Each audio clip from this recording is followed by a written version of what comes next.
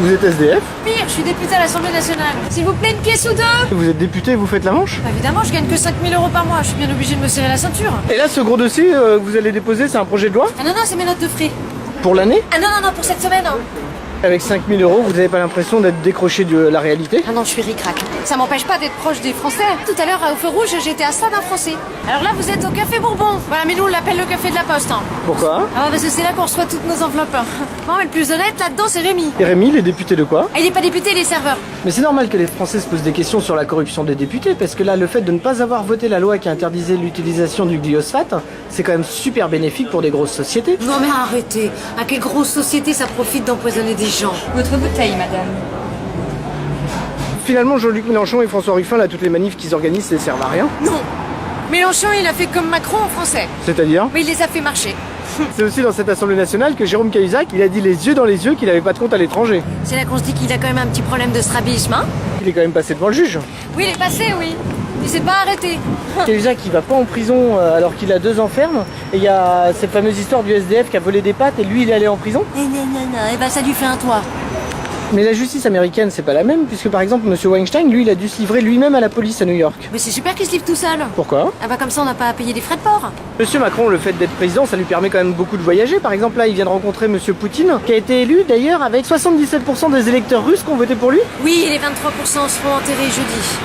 À ce propos, on parle de la mafia russe, mais il n'y a plus de mafia en France. Ah bah non, on l'a supprimé, sinon ça aurait fait doublon avec le gouvernement. Monsieur Macron, il a voyagé aux États-Unis, en Australie, en Russie, et d'ailleurs il a pas mal été victime du décalage horaire, parce qu'on a vu ces images là dans les bêtisiers où il confond la main de Brigitte avec celle d'un président africain. Bah c'est pas ça le pire, hein. C'est quoi?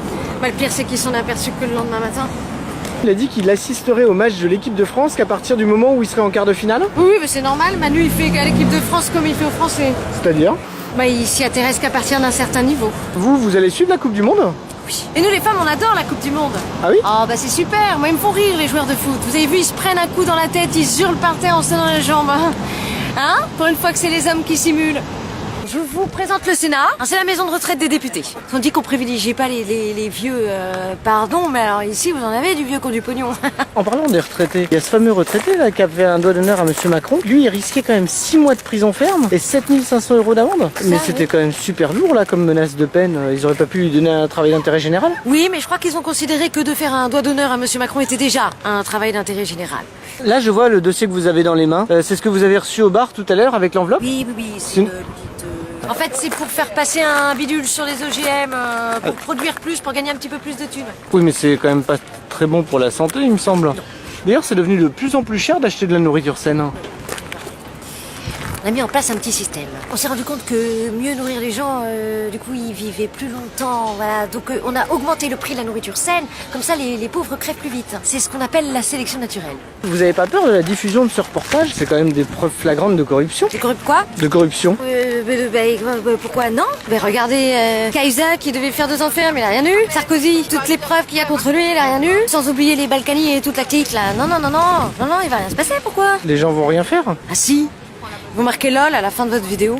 Alors là, vous êtes en train de réfléchir à la réforme que vous allez faire passer? Ah, pas du tout. Non, j'étais en train de réfléchir à la bagnole que je vais m'acheter avec les thunes là, que je viens de récolter avec cette enveloppe.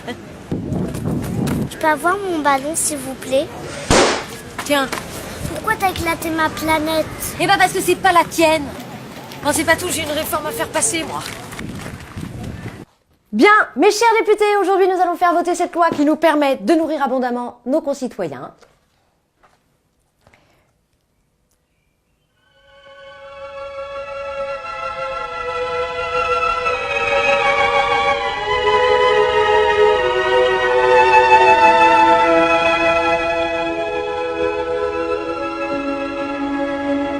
Merci.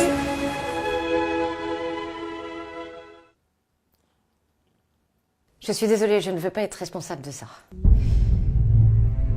Je ne veux pas empoisonner les gens qui me font manger. Je ne veux plus trahir les gens qui ont voté pour moi pour que je défende leurs valeurs. Notre métier n'a plus de sens. On vous fait payer des taxes écologiques, mais nous on autorise la déforestation de l'Amazonie pour que des grosses sociétés puissent fabriquer leur huile de palme. On continue à entretenir des laboratoires pharmaceutiques qui ne vous soigneront jamais, car vous leur apportez bien plus en étant malade. On rend fou des banques qui ne vous enrichiront jamais, car vous leur rapportez bien plus en étant à découvert. On vous fait peur en parlant d'insécurité, mais comment voulez-vous que la police fasse respecter la loi quand ceux qui la dirigent ne la respectent pas? Sur tous les murs de ce bâtiment, il est écrit liberté, égalité, fraternité. Effacez-moi ça. Quelle liberté nous reste-t-il maintenant que des grosses fortunes dirigent nos médias qui vous disent quoi faire, quoi acheter, quoi penser? Et si vous avez le malheur de penser autrement, on vous traitera d'utopiste, de gauchiste, de conspirationniste. La liberté de penser est juste ce qui nous différencie des animaux. C'est pour ça qu'on vous la supprime, pour vous transformer en moutons. Quelle égalité nous reste-t-il quand nous, représentants de la France, nous gagnons plus de 5 000 € par mois, pendant que plus de 6 millions de ceux qu'on représente vivent avec moins de 900? Quelle fraternité nous reste-t-il quand on tire des missiles qui valent des millions à l'autre bout du monde pour tuer des gens qu'on ne connaît pas? Alors qu'on retire les moyens de soigner des infirmières qu'on muselle dès qu'elles osent manifester? La devise de la France n'est plus liberté, égalité, fraternité. La seule devise qui nous reste en France, c'est l'euro. Mais vous valez mieux que ça. Redressez la tête, vous n'êtes pas rien. Vous m'entendez? Redressez la tête, vous n'êtes pas rien. Mais elle a raison. Fernandez qui va centrer ce ballon, second poteau, la tête de Pavard. De Fekir, le centre de Mbappé.